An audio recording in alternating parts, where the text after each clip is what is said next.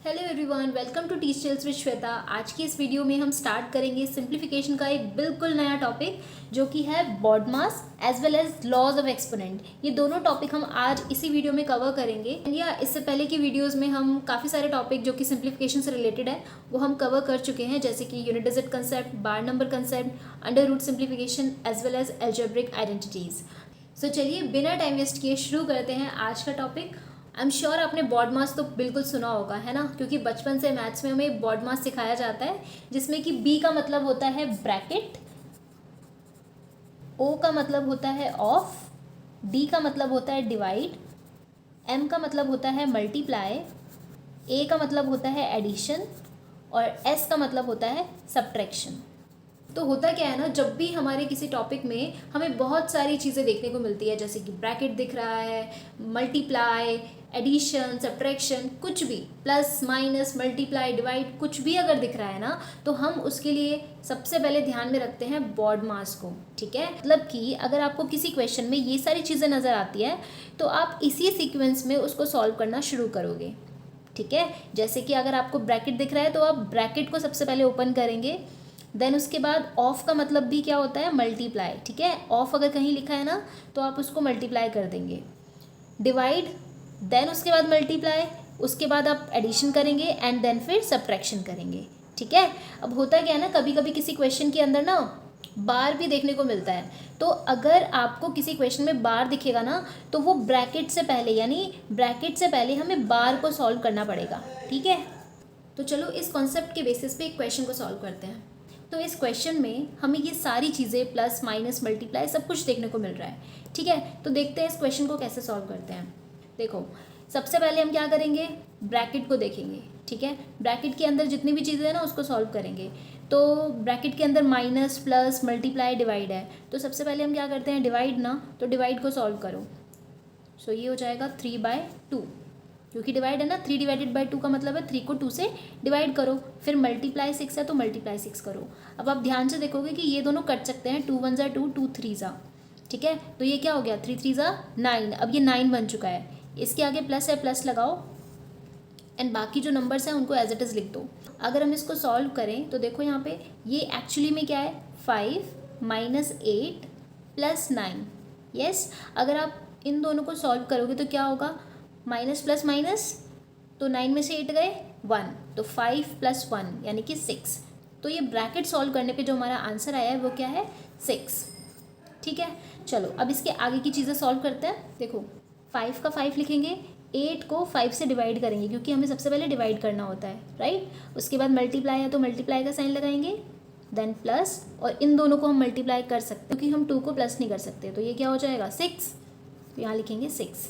Now 5 + 8 3 ज़ा 24/5 + 6, और आपको पता है जब हमने ये वाला ब्रैकेट सॉल्व किया था तो हमारा कितना आंसर आया था, 6। और 6 के आगे कौन सा साइन है, माइनस का, तो यहाँ पे आएगा -6। आपको समझ आया ये -6 कहाँ से आया।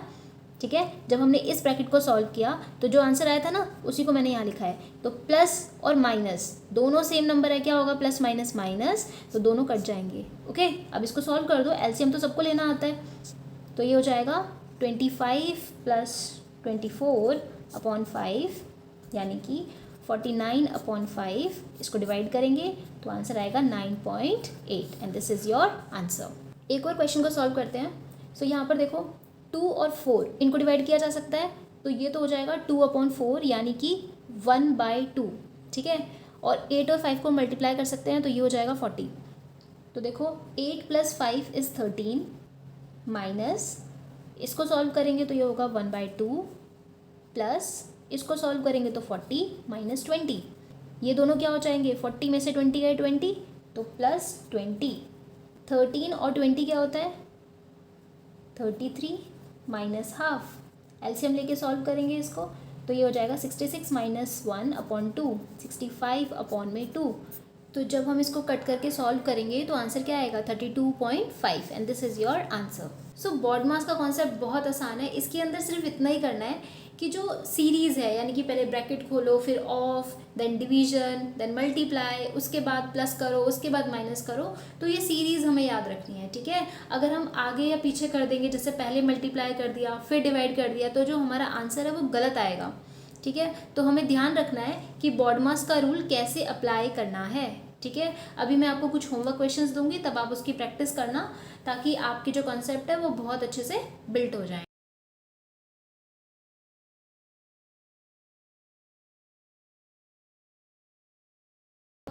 तो ये सभी होमवर्क क्वेश्चंस हैं और आपको बॉडमास के बेसिस पे ये सारे क्वेश्चंस को सॉल्व करना है। ठीक है, तो अब हम जानते हैं कि लॉज ऑफ एक्सपोनेंट क्या होता है और कैसे हम लॉज का यूज़ करके क्वेश्चंस को सॉल्व कर सकते हैं। ठीक है, तो अगर आपने देखा होगा कभी कभी, जैसे लिखा है 2 की पावर 2 मल्टीप्लाई 2 की पावर 2। ठीक है, अब इसको सॉल्व करके दिखाओ, तो हम क्या करेंगे। तो पहला लॉ जो है, जो पहला रूल है, वो ये कहता है कि हमारे पास अगर दो नंबर हैं, ठीक है, और वो आपस में मल्टीप्लाई में है और इनकी जो पावर है ना वो सेम भी हो सकती है और अलग अलग भी हो सकती है, तो रूल ये कहता है कि जब भी बेस सेम होगा, ये जो नीचे लिखा होता है ना इनको बेस बोलते हैं, और ये जो ऊपर लिखा होता है इनको पावर बोलते हैं।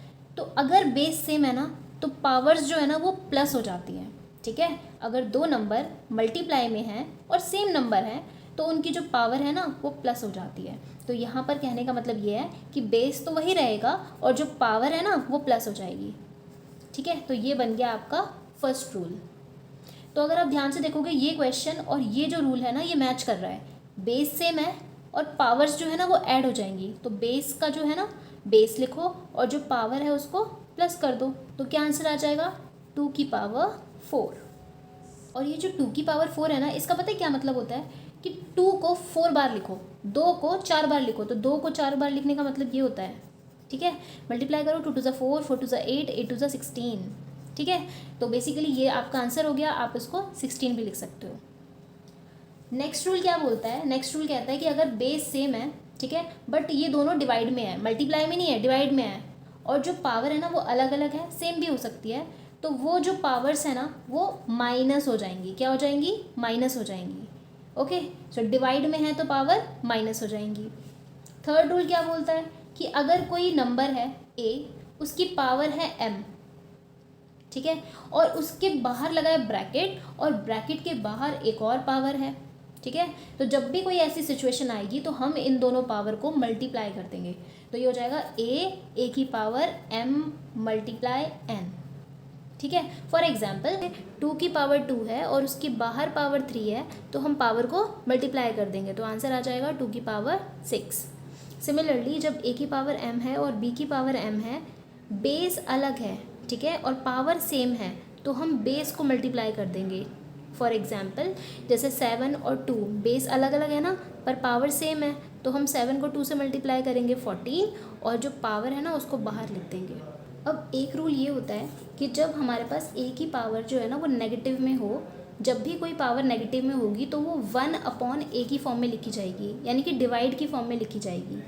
फॉर एग्जाम्पल अगर जैसे मान लो कि 2 की पावर -1 है, 2 की पावर -1 है, तो इसका क्या मतलब है 1/2। ठीक है, अगर 2 की पावर -2/3 है, तो इसका क्या मतलब है 1/2 की पावर 2/3। जस्ट हमें जो माइनस है उसके लिए हमें ये पर लगा देना है, यानी कि डिवाइड में इसको लिख देना है, और जो पावर है ना वो सेम रहेगी। तो अब हम कुछ क्वेश्चंस को सॉल्व कर लेते हैं। तो यहाँ पर देखो ध्यान से, जब भी हमें कुछ बड़ी वैल्यूज़ नज़र आएंगी ना जिनको ब्रेक किया जा सकता है, तो सबसे पहले हम प्राइम फैक्टराइजेशन से उनको ब्रेक करेंगे। जैसे 8 को अगर हम ब्रेक करेंगे तो क्या हो जाएगा 2 4 ज़ा, सो ये हो जाएगा 2 की पावर 3, क्योंकि 1 2 और 3, सो 2 मल्टीप्लाई 2 मल्टीप्लाई 2, जिसका क्या मतलब होता है 2 की पावर 3।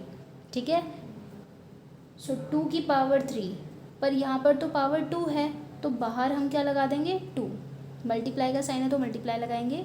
अब 5 1 2 को भी ब्रेक करेंगे, सो क्या आएगा 5 1 2, 2 2 ज़ा 4, 2 5 ज़ा 10, और ये 6। ठीक है, अब यहाँ पे हम सारे 2 को काउंट करेंगे, सो 1 2 3 4 5 6 7 8 9, सो 2 की पावर 9, और जो बाहर पावर है उसको सेम रहने देंगे। अब देखो यहाँ पे 1/16 की पावर -2 है। मैंने आपको बताया था कि जब भी किसी की पावर नेगेटिव में होती है तो वो 1/a की फॉर्म में चला जाएगा। ठीक है, तो जैसे अगर यहाँ पर ऑलरेडी 16 की पावर -2 है, तो इसका रेसिप्रोकल क्या होगा 16 की पावर 2, उल्टा क्या होगा 16 की पावर 2, तो यहाँ पर हम लिखेंगे 16 की पावर 2। अब देखो ये इसका क्या मतलब है 2 की पावर 6 है ना, और बेस सेम है 2 और 2 सेम है ना, तो 6 + 9 क्या हो जाएगा 15। सो 2 की पावर 15 मल्टीप्लाई में 2 की पावर 5 डिवाइडेड बाय 2 की पावर 4 ब्रैकेट के बाहर 2। क्यों किया है मैंने 2 की पावर 4? क्योंकि हम 16 को ब्रेक कर सकते हैं प्राइम फैक्टराइजेशन करके।